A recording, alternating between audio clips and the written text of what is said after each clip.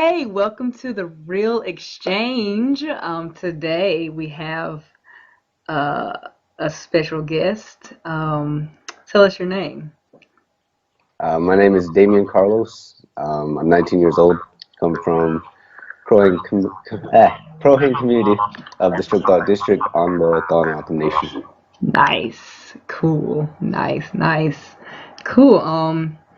So can you first of all, wait, no. All right. So you were recently honored by the Aspen Institute Center of Native American Youth for the work you are doing as a champion for change. What is Champions for Change about? Can you hear me? Yes. Okay. So, uh, the Center for Native American Youth is an organization started by Senator Byron Dorgan, and basically the Champions for Change program is something they do every year to recognize youth from different Native American communities across the country, Mm-hmm. trying to do stuff at home.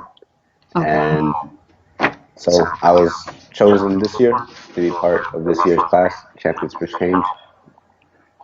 And yeah, I don't know. I think that kind of sums it up. That's great. I mean, to be recognized like that for something you're doing, I feel like that is a great accomplishment. It says tons about your character, and that's really good. That's really good. So what are the issues that you're tackling that affects Native American youth throughout the country? Well, let's see. I don't know where to exactly start. Hmm. So I'm 19 right now. In April, I'll be turning 20. Okay.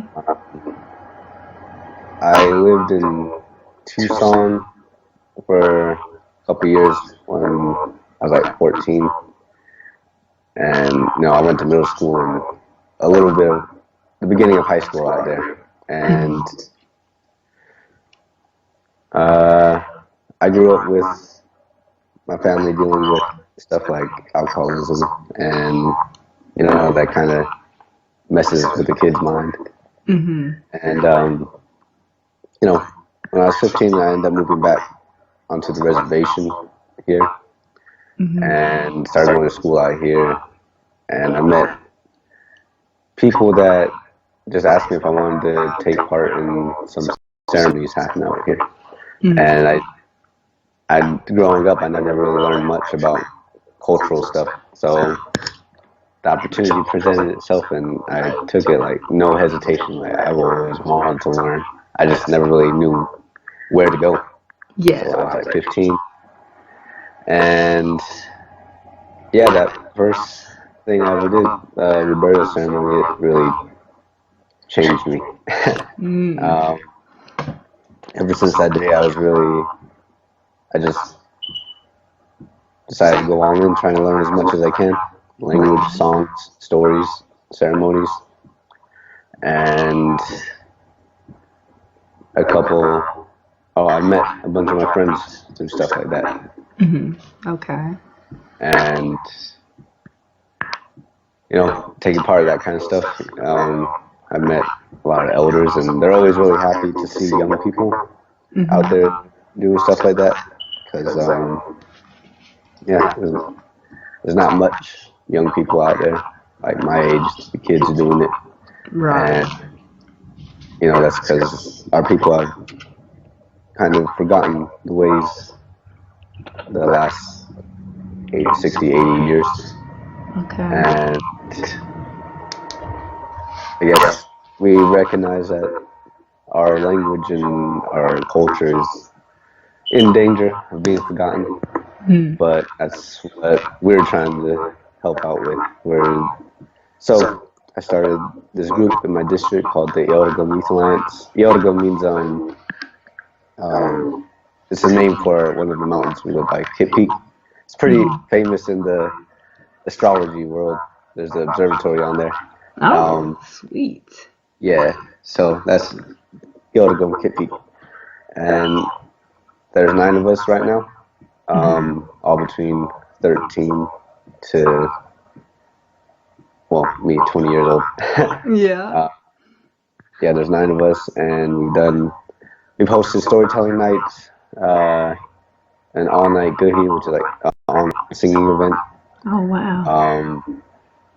And probably our biggest accomplishment was last summer we did a Bai Dutch camp. Bai Dutch is the saguaro fruit, the really tall cactus that always on the cartoons. Okay, with the 2 Yeah, arms. yeah. Okay. They grow fruit in the summer, so last summer we harvested it and put on a camp.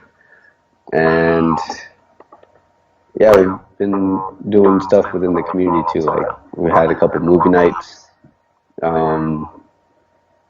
We help out during other events happening here. Okay. And yeah, that's what we do. Cool. That's really neat. Like, so it's like an effort to keep the culture going and like teach the next generation the culture and just grow it and bond through it. Yeah. That's good. That's good. So your can you say your nation again? Tohono. Tohono. Tohono. Tohono. Yeah. Nice. So what bonds you together? Like, what is your nation about? We just always lived here in the desert. So Tohono means desert, Aka means people. Okay. What's this one? Okay.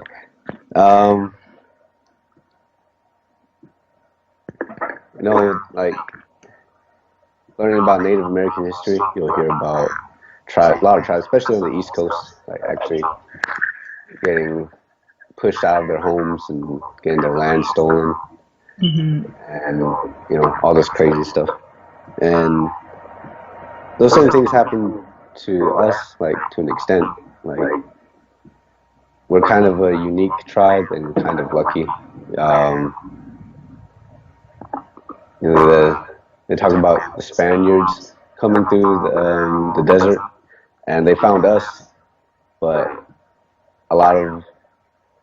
the only reason we didn't get pushed out of here is because everyone thought like there wasn't anything here. It was just a desert. Wow. Yeah. So it kind of hid you guys. And yeah. Cool. All right. And yeah, we're still here. That's awesome. So it's like you guys are in your original territory. Is that? Yeah. Okay. That's really cool. That's really neat. So how does the connection, like in this article I read about you, it talked about like nature and Mother Earth. So I was wondering, how does the connection between Mother Earth and your nation's culture coincide? Well, I think all native tribes are pretty well connected with nature. A lot of our traditional stories talk about how things used to be, and they're slowly getting proven with science. I don't know if they're starting to coincide. It's pretty crazy. Like, I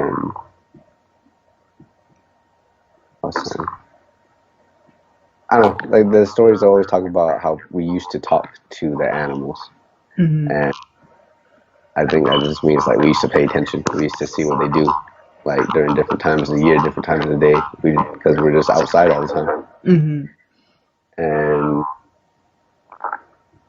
yeah, a lot of the stories just explain why plants do the things they do, why animals do the things they do, and why people do the things they do. And I guess that's everything is just connected some way or another. The songs you sing to pray for the rain, pray for the plants, animals. I don't know. It's hard to like really explain it in depth. We could be talking all day if we want. It's like you just have to experience it. I feel like you have to be there to hear the stories and to interact with everybody in nature to Yeah, and like I feel like I've learned a lot in these past couple of years, but I probably barely scratched the surface on what our culture can get into. Yeah. Because it just takes a long time to learn. Especially talking with elders, like you ask them a question and then they'll give you like 10 different stories about the thing, but not really give you an answer. They just kind of like give you what they've been through, and then you figure it out on your own. So I guess natives are just natural storytellers. That's cool. Yeah. What? People used to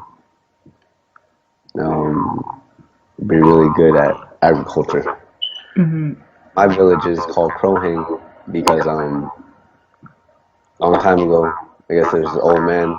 He had his field, and he got tired of the crows coming and eating his stuff, so he killed one of them and then hung him up in a tree or a post or something, so all the crows get scared of him. And he put that up like next to the main road, so a lot of people would see it, and all of a sudden it just became the name Crowhang. Right. That's neat. That's a neat story. So, how have you been changed by your connection to the earth? Like with learning all of these things, how has it changed you? It helped me grow mentally, emotionally, and I think that's just all I needed. So like how I said, in Tucson, like my family's problems, it left me like, in that time, I felt like I was worthless or like it didn't matter. Like I didn't want to be here, I guess. And there's a lot of tribes that deal with or have problems with youth suicide. Okay. And yeah, the same thing here. Okay.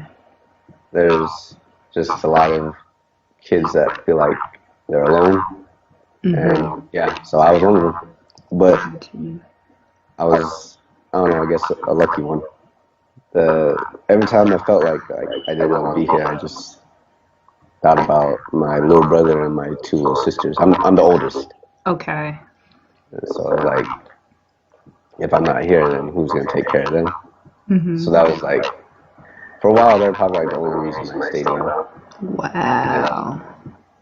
But eventually, like, he came back this way, and like my aunt like helps take care of them, and then so that was around like my senior year when I graduated. Like, I felt like I knew they were taken care of, like they were okay, like they were safe.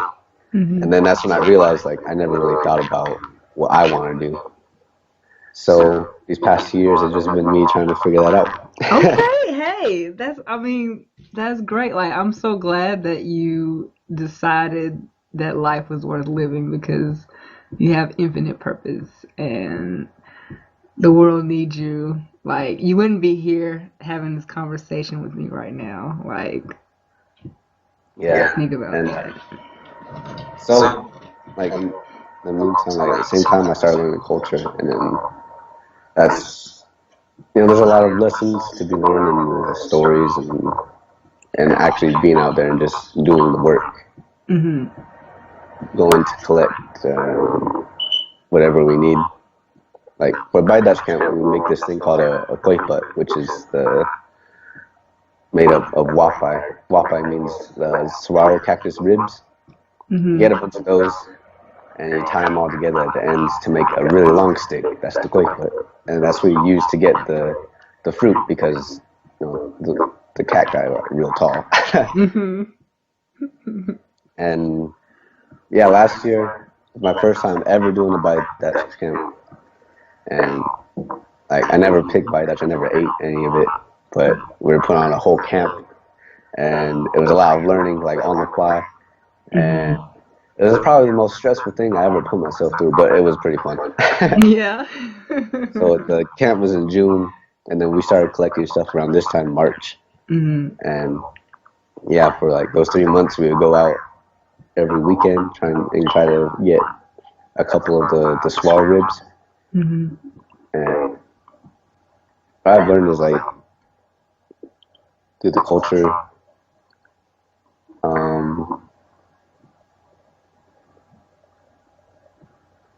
there's like how I said in the stories, there's a lot of lessons like about how a person should carry themselves, about how a person should be, like how how to work. Mhm. It helps with being swagamo, which is like being hardworking, industrious, strong, Mhm. and you know, at the back in the day, like they were just going out hunting or making sure the oiduck, the gardens were set up, where everything was planted in time, and yeah, just trying to provide for the people. And today, like it's a little different. Now we got a school and like trying to learn how to read and write. That's the work too. Okay. And it took me a long time to figure that out. Because, Mhm. growing up, I hated school. I did not like it at all. Oh. And I started doing culture stuff, and then that's when I decided I wanted to make this group so we could keep doing culture stuff. Nice. And what I've learned is like making this group to do culture stuff also involve a lot of paperwork that I need to I need to learn how to do. Mhm. And I was like thinking like as soon as I graduated, I was like, all right, cool, we're done. But no, it just keeps coming on. Wow. And what else? Help me grow emotionally. Like what I've learned about culture is like, and I think it's the same across any native tribe you talk to about the culture. Like their ceremonies, it just involves a lot of reflection and thinking about things, how you can improve, I guess. Mhm. Mm, I think nowadays in this world, like it's hard to do that. Everything moves so fast in the cities. And yeah, that's why I noticed like in DC or like anytime I travel somewhere, it's just like there's so many people like just busy heading somewhere to do something, Yes. Yes. and then and movies and music is kind of like young is the thing to be. Yeah. Yeah. But culture like it forces you to stop for a moment and just think about different things. Like And, to be present, like to yeah, realize, you're in this world, just like I don't know, reflect and think about things and just get in touch with your humanity in a sense. Like, is that? yeah. Like there's a ceremony for when everyone goes through puberty, and like, and the way I learned about it is like the way I was told about it is like they have that because it's almost like the kid, the child is like not a child anymore. Like that's when the puberty marks. So it's like it kind of laying that kid to rest. Like that's how the way to think about it. Okay. And mm, when I was 13, I don't dream a lot. Like that when I sleep. Like I rarely dream, but when I do, like I always think about it for a long time. Mhm. And so yeah, when I was 13, I had a dream like I was looking at my own headstone or something, and it said 2017. So I was like, okay, so when I'm 19, I'm gonna die. So that's like, I think that helped play into my way of thinking at the time, like why I was so sad. I was like, well, I'm gonna die anyway, whatever. Oh wow. But then when I started learning culture stuff, that's when it kind of changed it to, well, I might as well do something while I'm here. Mhm. And then, so this past year, I turned 19, and I was kind of like just going, not really caring. I was just doing the work. And then I started getting recognized at Unity and NIHB, and then this thing, the Center for Native American Champions for Change. Mhm. And I think on the plane ride home was a lot after that week. I was thinking about a lot of different things, and I thought about that dream, and I think like I finally realized like it's because I mean I didn't literally die, but Mhm. like how I said earlier, like it's the kid, not that kid anymore. Okay. Okay. And that last trip to DC really opened my eyes to that, I guess. Mhm. And now I'm back home and just trying to help teach these kids because I realized like I'm not the only one that was going through the pain I was going through when I was 14, 15. Mhm. There's a lot of kids right now going through it. Mhm. And you think about the way things used to work in the community a long time ago. In your village, all the adults were like your parents. All the elders were your grandparents. Mhm. And everybody you grew up with was your brothers and sisters. Mhm. And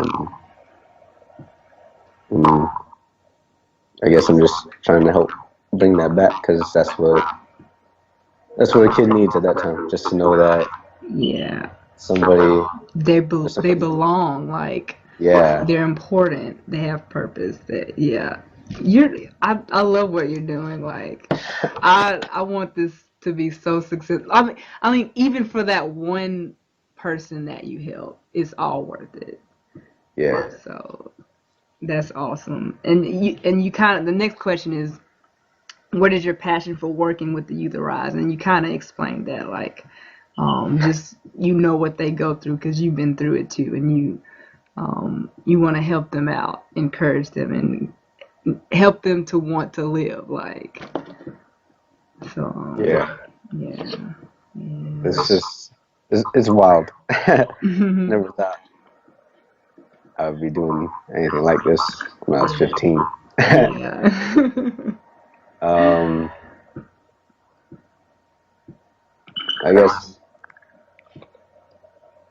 I don't know, never mind, go ahead. Okay. So, let's see. Um, so, I mean, okay, so this question, have you had any battles with mental health? How prevalent are mental health issues among Native Americans? So you kind of touched on that, but is there anything you would like to add to that? Mm, there's a lot of hurt with Native kids out there. Not just here, every tribe. Every tribe. Like back in, I think it was 2016. I remember hearing about this tribe out on the East Coast. They went to a state of emergency because the amount of kids that were leaving.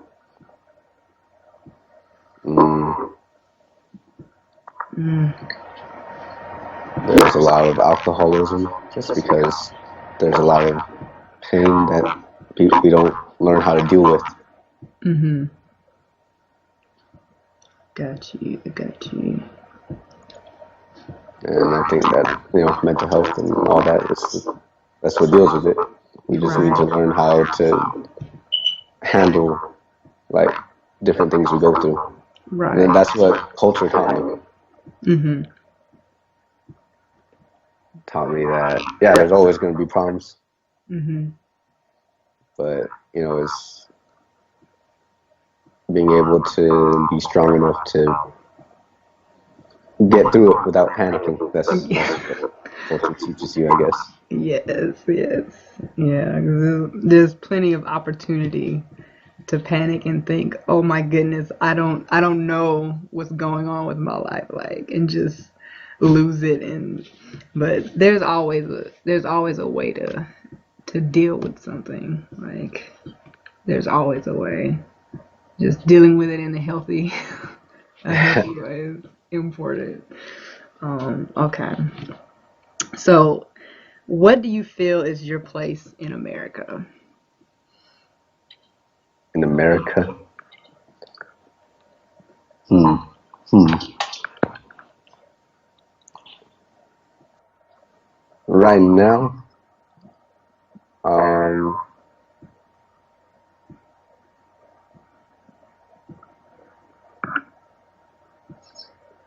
so like among youth, I think I'm just supposed to be the older brother Mm-hmm.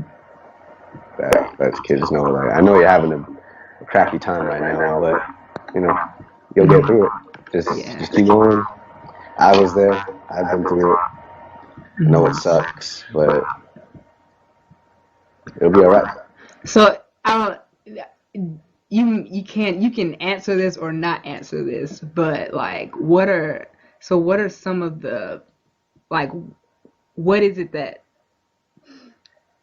why are they having a crappy time? Like, what is it that's behind that? What is causing the pain or the feelings of isolation? Like,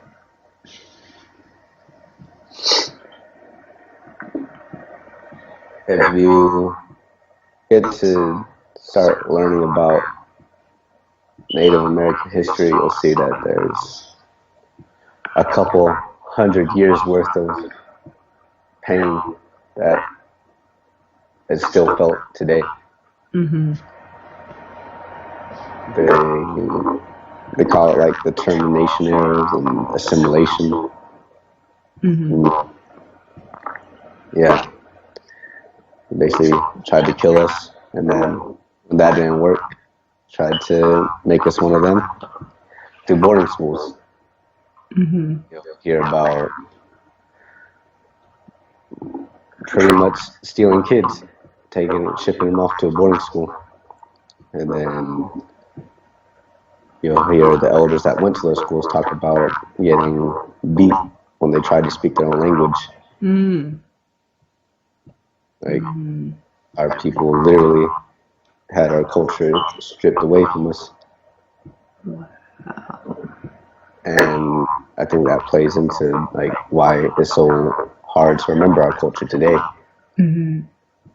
Like, you know, learning about history, it feels like, okay, we're talking about stuff a long time ago, but you know, that stuff's like within like 100 years ago. Mm-hmm. Like, that's our grandparents that went to those schools. Mm-hmm. So they're, you know, traumatized from getting beat every time they tried to just talk. So they're afraid to teach their kids. So their kids didn't know, and they couldn't teach their kids, and then they couldn't teach us. Right, right. And Got you. that's where all these, one way or another, all these problems we face today stem from those things that happen to our people. And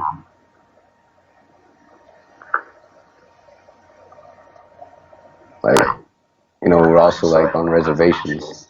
Mm-hmm. Takes me like an hour to get to Tucson, and some other places on the reservation like takes even longer to get to the rest of the country.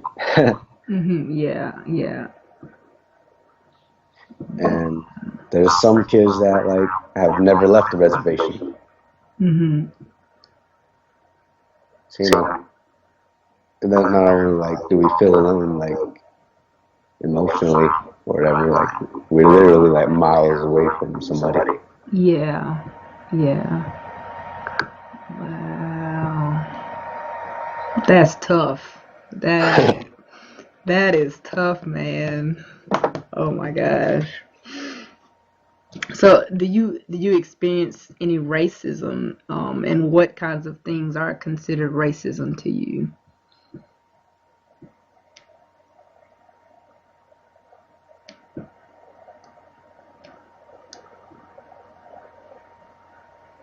I don't know. I So like when I think of racism, I think like I just know like stuff I've seen in movies. You hear some really bad words coming out of people's mouths towards people, and you're just like, all right, okay, I guess that's racism, right? But Hmm. I don't know if I've ever experienced it because I'm out here most of the time. I'm on the res. Okay. So there's no. Okay. Okay. I got you. I got you. Yeah, so when I read that question on the sheet, I was like, I'm not sure how to answer that. So So I don't that. know. Like, what do you think is racism? Racism.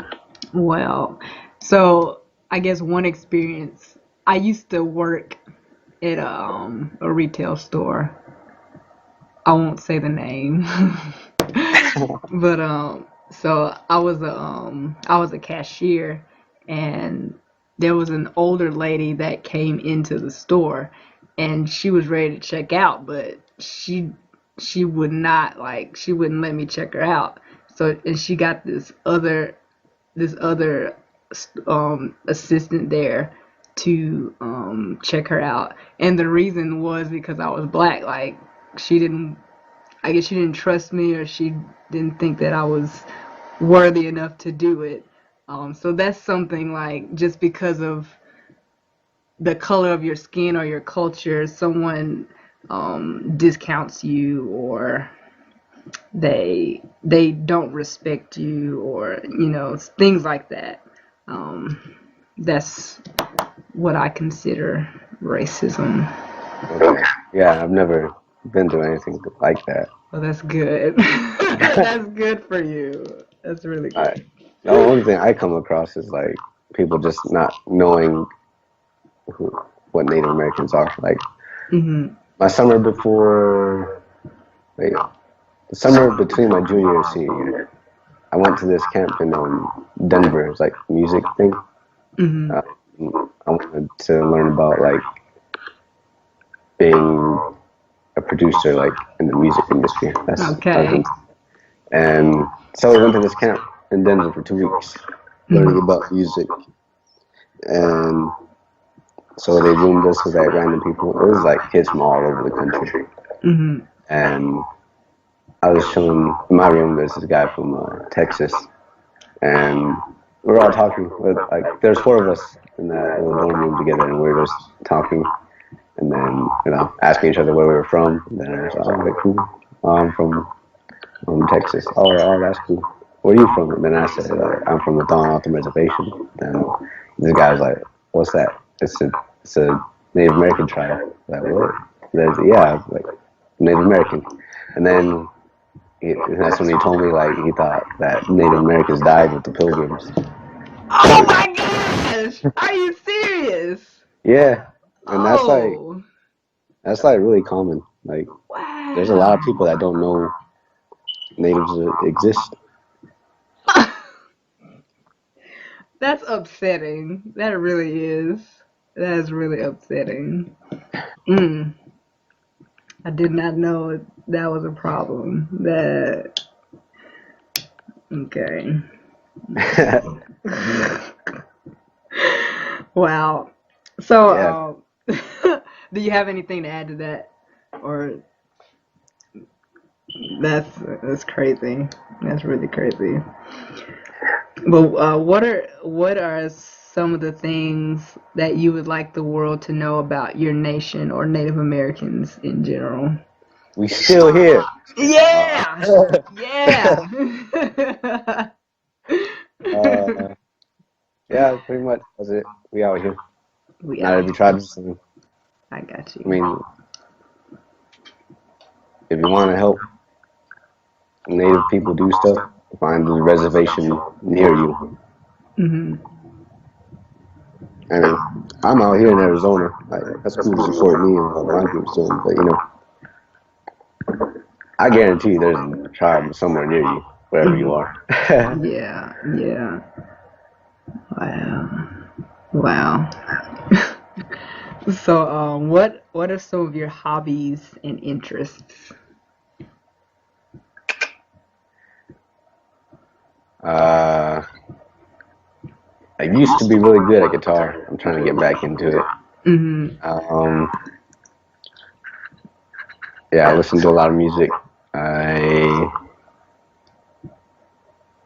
do a lot of the culture stuff. Like over the weekend, I had a couple of the boys come over and we were putting up the fence for my garden outside. Mhm. We still got to figure out how to put up a door, but yeah, we had that going on.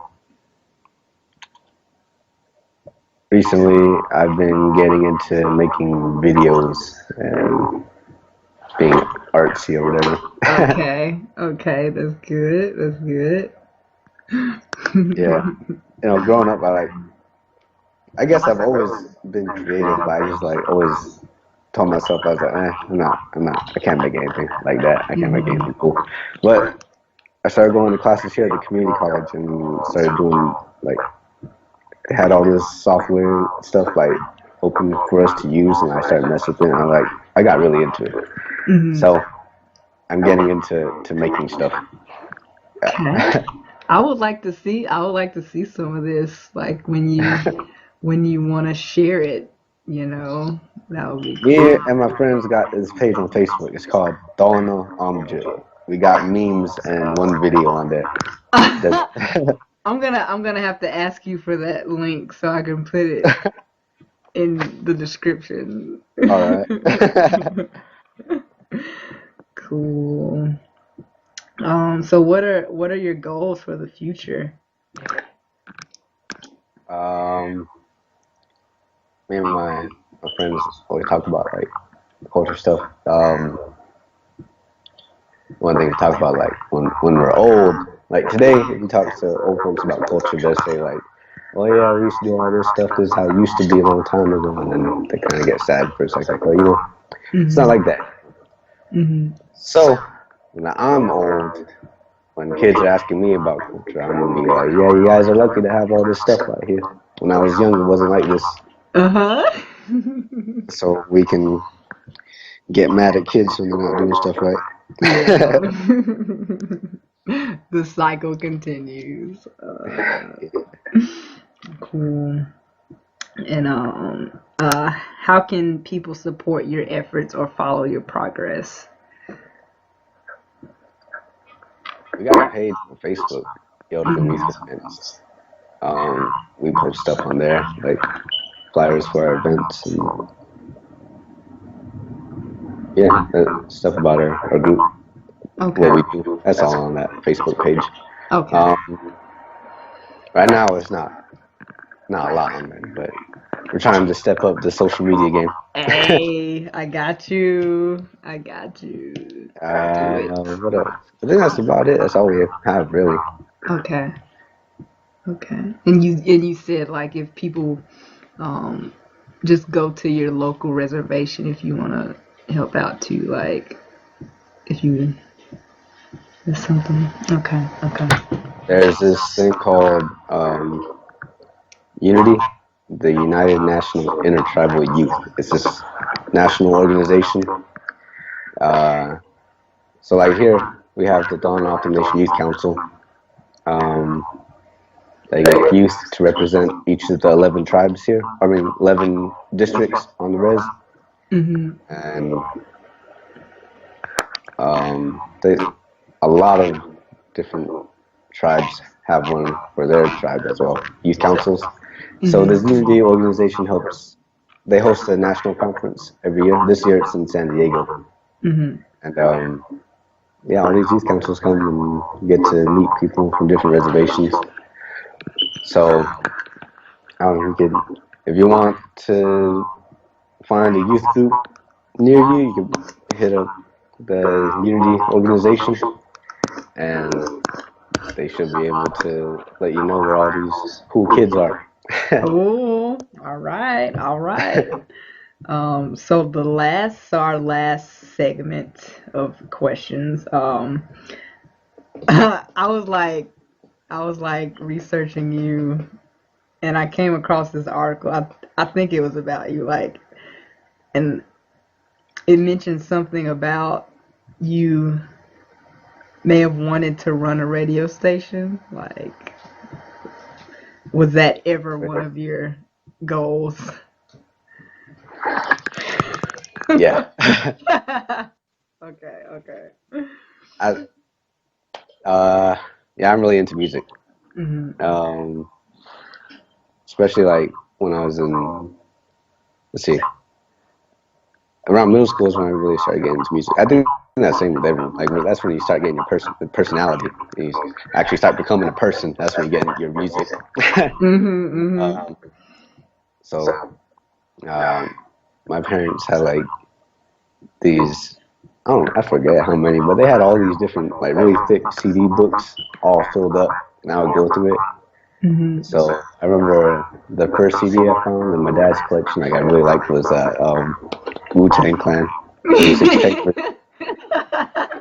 I was like in eighth grade listening to that, and I was like, hell yeah, this is dope.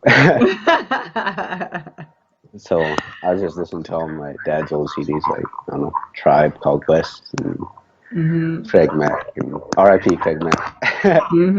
um, Wow. Yeah, yeah, yeah, yeah. yeah, so I listened to a lot of like old school rap when I was like eighth grade, and then freshman year, um, Good Kid, Mad City, Kendrick Lamar dropped, and then I was really getting into like downloading mixtapes off the internet. I learned about all that, and I was like, "This is crazy. There's so much music out here."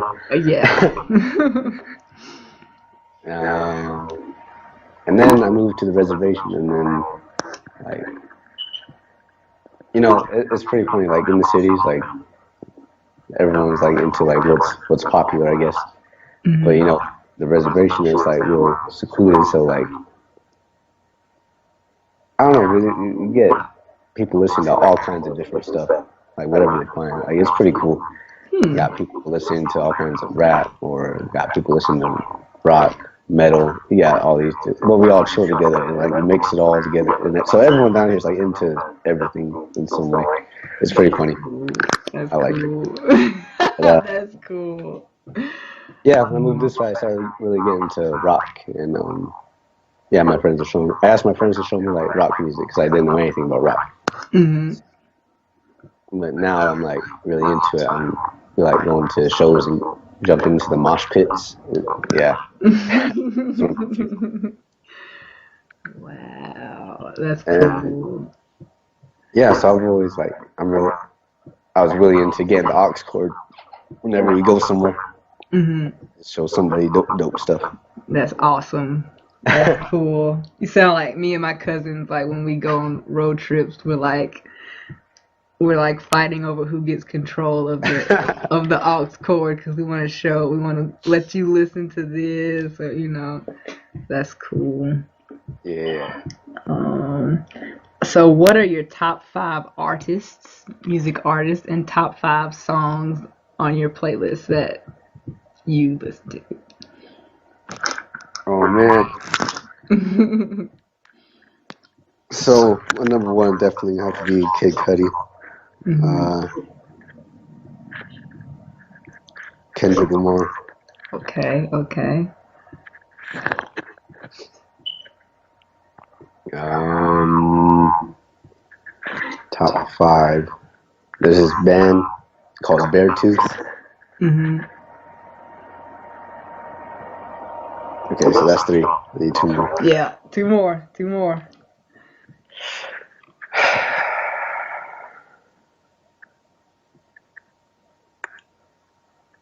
Kanye. Kanye. Uh, who the last one be?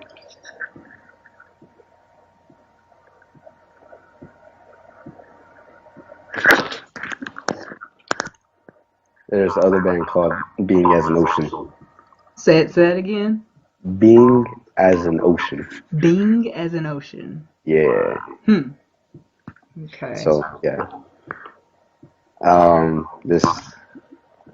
Yeah, I listened to Kid Cudi a lot back when I was sad, and yeah, his music, like, I don't know where I'd be without that Man on the Moon 2 album. That, like his music, like, literally, like, saved me. Wow. And I don't know, and I guess, like, Kanye helped me, like, to, like, get some self-esteem going, get some confidence. Okay, I got you. And then,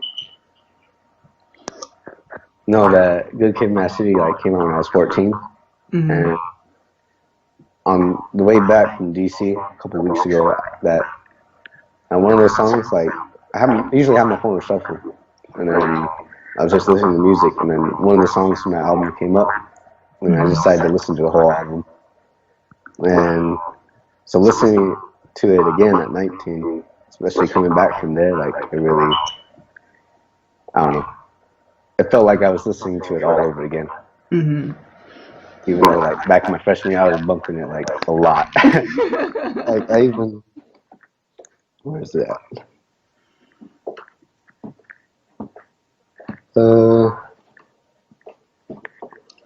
I even got it on vinyl. Like, wow. That's how much I love that album. That's cool. But yeah, it just took on a whole new meaning, like, being older. Because so I was in DC, and every day was, like, really busy. Different meetings or all these different places we went to go, all these different events we went to go see. So I was busy all day, and then got to the hotel room every night, and I was just, like, too tired to do anything. My friends hit me up, asked me if I wanted to get pizza or something. I was like, nah, I'm too tired. I'm gonna stay here. But that Wednesday night, I was on Facebook after we got back to the hotel room. I was just scrolling through, and the high school over here, Bobby Kibbe, or the school district, posted about this boy that took his own life. Yeah, he's 14, and, like, in that moment, like, it really hit me, like, hard. Yeah, I thought about when I was 14, and think about, like, I was going through that same stuff, and I was really close, and it could be any of us. And yeah, I got emotional over it, reading that, and that's what I was thinking about on the way back home. And yeah, I just listened to that album, and that's when I realized, like, okay.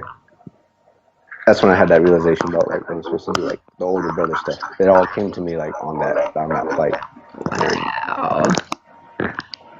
Yeah, our group had a meeting, and we were just talking about everything I learned, and I also started working at the high school, middle school, as a tutor.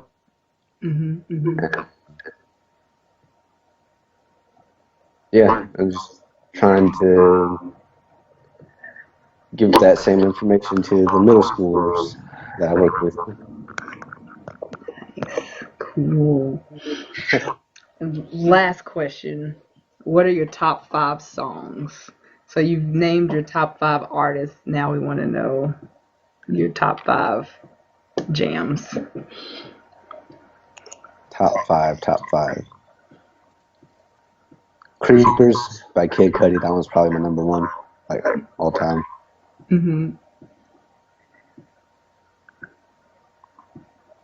Kendrick. There's.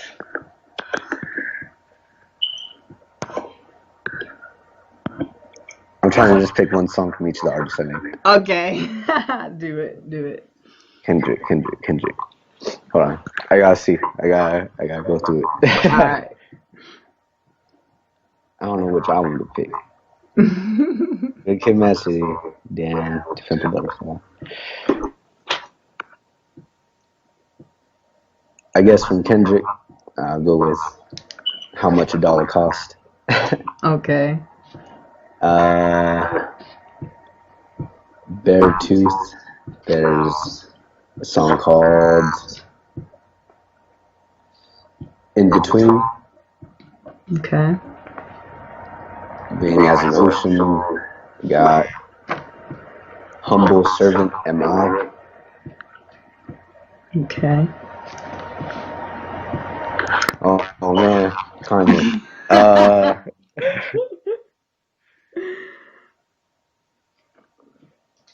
Oh man.